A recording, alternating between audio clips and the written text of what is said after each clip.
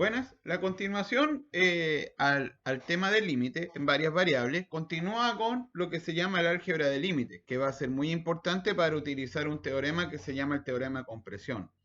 Esta álgebra de límite se hereda un poco ya de lo que uno conoce del límite y pasa que cuando los límites existen, ¿cierto? Y tienen valores, por ejemplo, en este caso, el de f de x, y que es n y el de g de x, y es m, entonces se cumple la álgebra clásica de límite que los límites separan suma, ¿cierto? Producto y cociente siempre y cuando el denominador en este caso sea un elemento no nulo.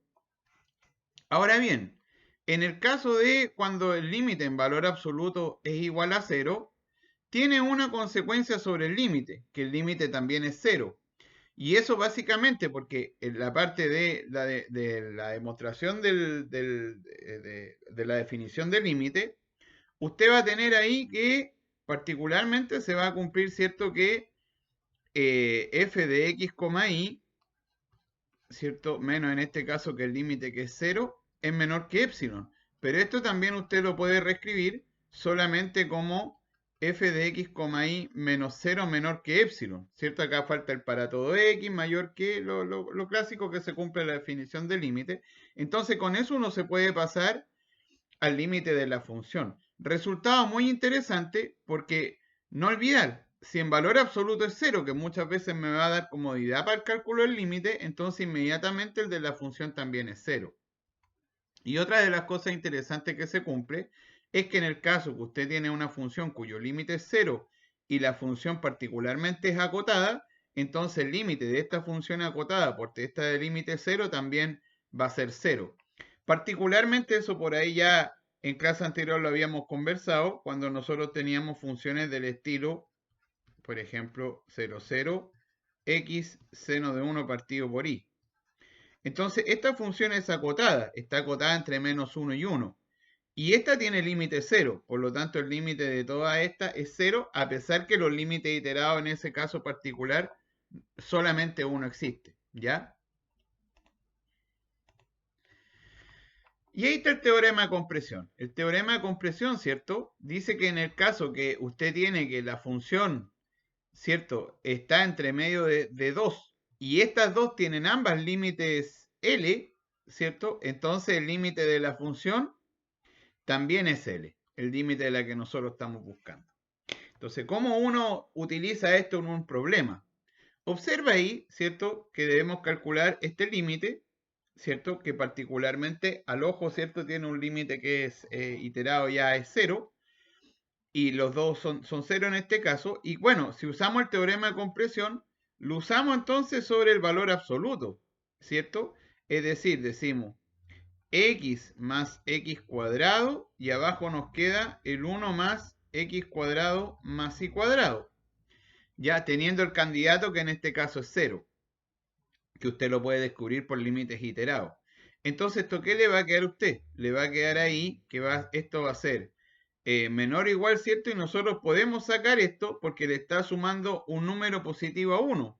Por lo tanto, x más x cuadrado es una cuota, ¿cierto? Dividido por 1 para esta desigualdad, si nosotros sacamos este denominador. ¿Y qué es lo que nosotros observamos? Observamos que el límite, cuando x, y tiende a 0, 0, de 0 es 0, y el límite, cuando x, y tiende a 0, 0, del valor absoluto de x más x cuadrado también es 0. Entonces, por teorema de compresión, el límite cuando x, y tiende en este caso a 0, 0 de x más x cuadrado partido por 1 más x cuadrado más y al cuadrado también es 0. Y por la implicancia anterior del valor absoluto, como en valor absoluto es 0, el límite de la función también es 0. Así que ahí nosotros podemos concluir que el límite cuando x, y tiende en este caso a 0, 0 de x ya no en valor absoluto, sino que de la función x más x cuadrado, 1 más x cuadrado más y cuadrado también es 0. Aparece muy repetido, digamos, particularmente una técnica que aparece en muchos libros, y que es para algunos límites muy especiales, muy en particulares, donde usualmente tiene potencia o elementos racionales del x elevado, del x cuadrado más y cuadrado elevado a un elemento racional. Entonces siempre uno dice que es adecuado considerar un cambio de variable donde se considera esto un x cuadrado más y cuadrado igual al radio al cuadrado, con el x moviéndose en un r coseno de teta y un r seno de teta.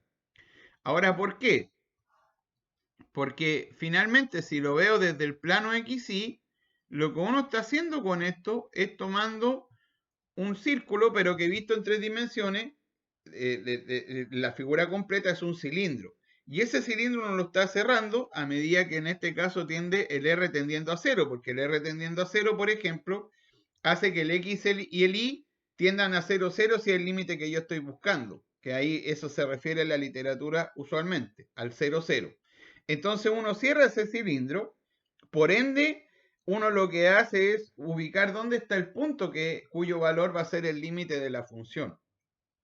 Ahora, particularmente, hay que tener algunas consideraciones. Una es el dominio, porque si mi dominio no está restringido y yo puedo calcular esta función en todo el plano, entonces puedo hacer el R tendiendo a 0 y variar el ángulo entre 0 y 2pi.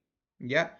Sin embargo, en algunos problemas uno va a poder observar que hay algunas limitaciones con el dominio y no siempre el R tendiendo a 0 va a ser suficiente para caer dentro de la función. Así que ahí yo le invito a que vea la literatura y en la literatura hay variados elementos en relación a este tema del cálculo en polares. Ahora, es un buen caballito de batalla, pero siempre y cuando las funciones aparezca este término, un x cuadrado más y cuadrado, elevado a algo, porque ahí uno va a poder eliminar esa parte y dejarla dependiendo solamente del ángulo. ¿De acuerdo?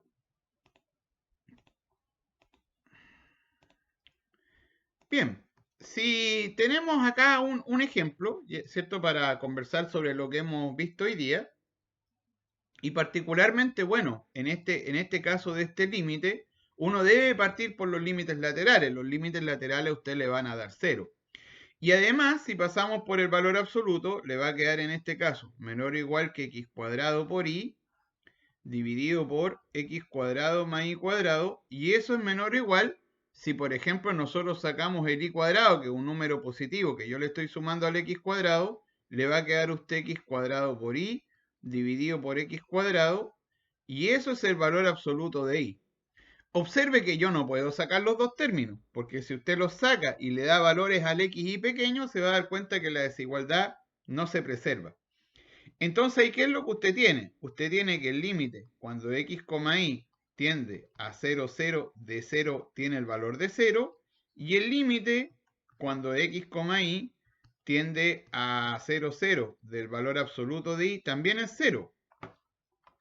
Por lo tanto, nos va a quedar entonces el límite cuando x, y tiende, en este caso, a 0, 0 de el valor absoluto de x cuadrado y, x cuadrado más y cuadrado como 0, y por teorema, como este en valor absoluto es 0, también a usted le va a quedar el límite cuando x, y tiende en este caso a 0, 0 de la función completa, que también es 0. Bien.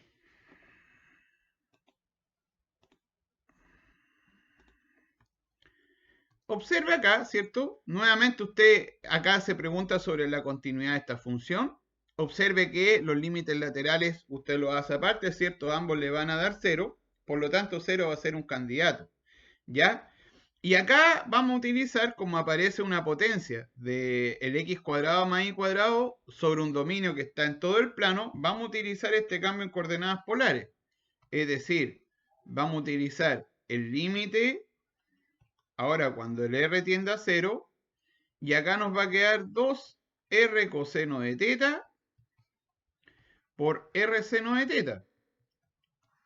¿Cierto? Si se escribo el x y el y según el cambio de coordenadas indicado anteriormente. Y acá a usted le va a quedar r al cuadrado coseno cuadrado de teta más r al cuadrado por seno cuadrado de teta. observe, y ahí está el por qué utilizar este cambio, que esto es solamente recuadrado, debido a que coseno al cuadrado más seno al cuadrado, eso le da a usted 1. Por lo tanto, acá a usted le va a quedar el límite, cuando r tiende a 0, de 2 coseno de teta por seno de teta. Y finalmente, como acá ya no hay, el r es una constante dentro de este límite, esto nos va a quedar 2 coseno de teta por seno de teta. Entonces, el ángulo para nosotros, como no hay problemas de dominio, se está moviendo entre 0 y 2pi. Lo que significa es que este límite no tiene un valor único, porque en este caso depende del ángulo. ¿Sí? Por lo tanto, uno inmediatamente puede decir que esta función no tiene límite en 0, por un concepto de unicidad del límite, porque el límite, si es 0, debería darnos un valor único en este caso, pero no lo da. Ya, además, como nosotros preguntábamos si era continuidad, si no tienen el límite en el 0, aunque la función esté definida en 0, esta función ya no es continua. ¿Ya? Pero aquí hay que hacer una consideración. Aunque esto tiene distintos valores, ya es una buena justificación, digamos, para poder analizar el límite, porque esa es una región que es acotada. Es decir, el 2 coseno de teta por seno de teta, yo puedo decir que tiene distintos valores porque está acotada sobre la curva. Entonces, lo que hay que entender que este límite, cuando queda dependiendo del ángulo y uno quiere concluir cosas, debe partir porque el límite se hace sobre una región cuando existe y es limitada, es decir, que es acotada. A lo que voy es que, por ejemplo, si dijera 1 partido por coseno de teta, ahí yo tendría un problema, porque el teta, ¿cierto?, en pi medio se indefine. Entonces eso ya no sería una región acotada, pero en este caso no hay problema para poder discernir que el límite no existe, en este caso, porque nos dio un valor donde es cierto, depende solo del ángulo, pero es acotado, pero además para distintos valores del ángulo tiene distintos valores ese límite, y por el concepto de unicidad del límite, entonces la función no tiene límite y por ende no es continua en el 0,0. Eso. Espero le ayude. Trate de ahora empezar a ya trabajar con el concepto inicial de lo que es una derivada parcial. ¿Sí? Siempre viene apegadito a los libros. Hasta luego.